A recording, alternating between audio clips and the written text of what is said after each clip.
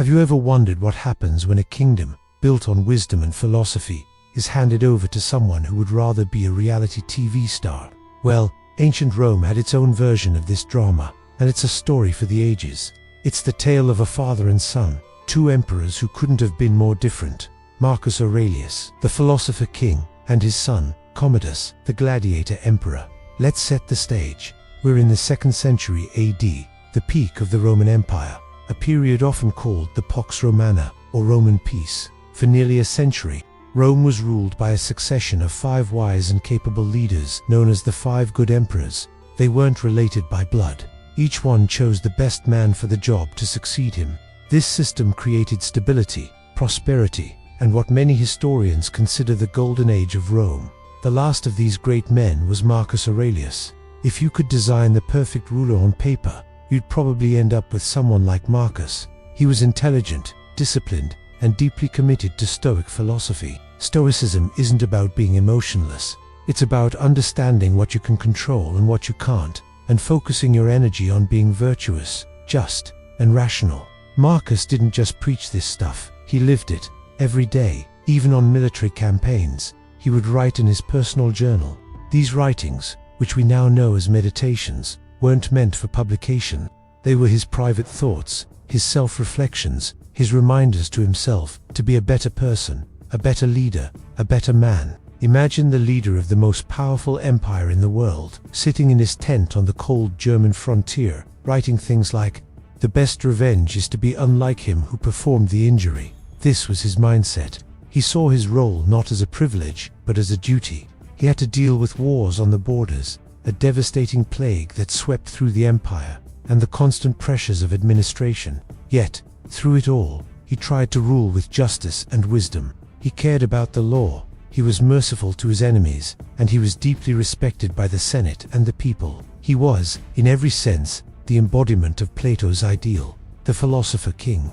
But every great story has a twist, and Marcus Aurelius made one fateful decision that broke a nearly 100-year-old tradition. Instead of adopting a worthy successor, he chose his own son, Lucius Aurelius Commodus. Why? It's the question historians have debated for centuries. Perhaps it was simple fatherly love. Perhaps he believed he could mold Commodus into a worthy ruler. Or maybe, after years of war and hardship, he just wanted a smooth, undisputed transition of power for the sake of the empire's stability. Whatever the reason, it was a decision that would change the course of Roman history. So, who was this son, Commodus?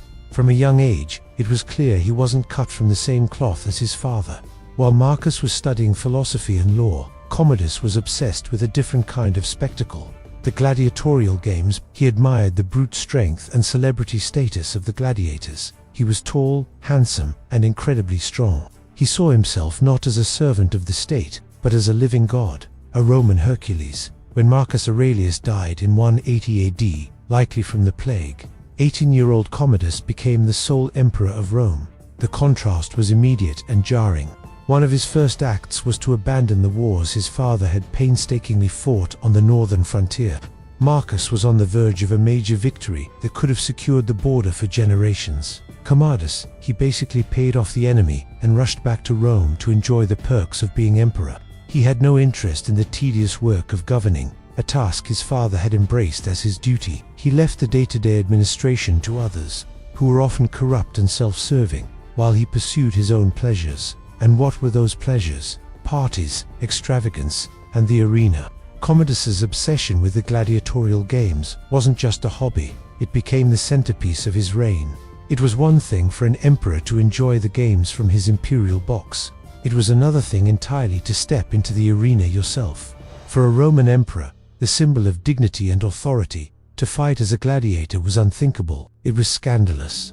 It was like a modern-day president deciding to compete in a professional wrestling match. It completely undermined the majesty of his office. But Commodus didn't care. He loved the roar of the crowd. He would enter the Colosseum dressed as Hercules, complete with a lion-skin cloak and a club.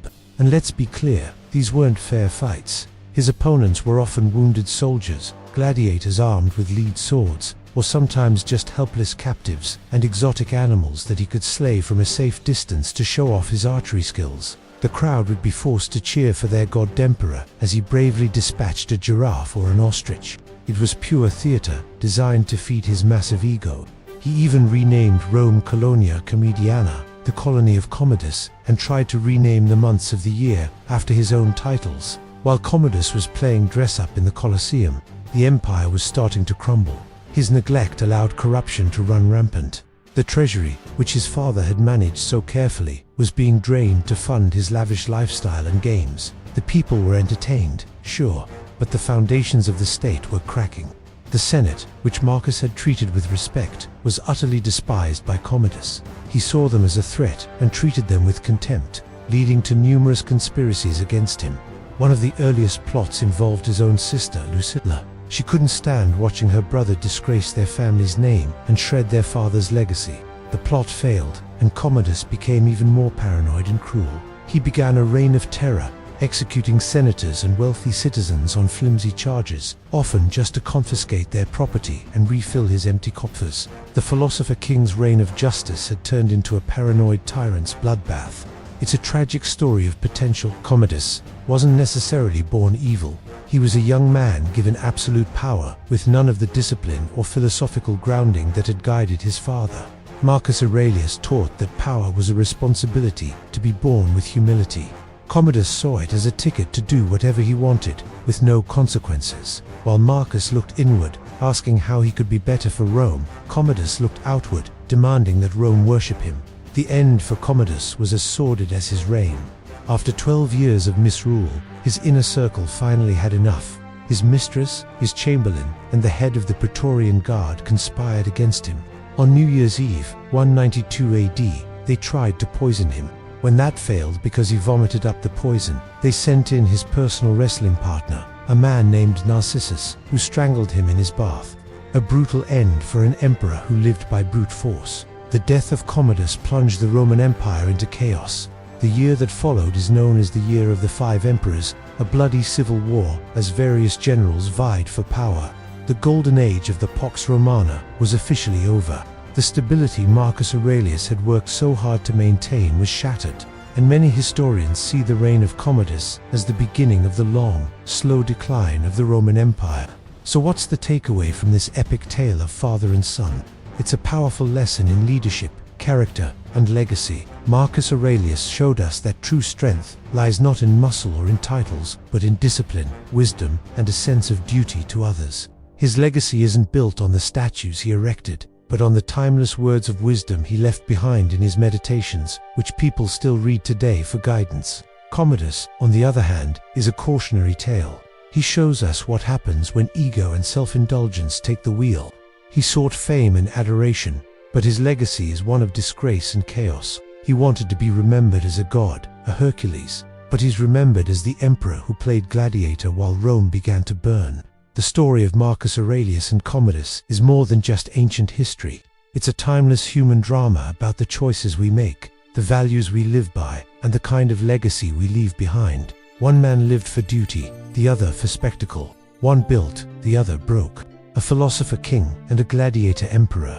A father and a son who represent two completely different paths, with two vastly different destinations for the entire Roman world. Thanks so much for watching.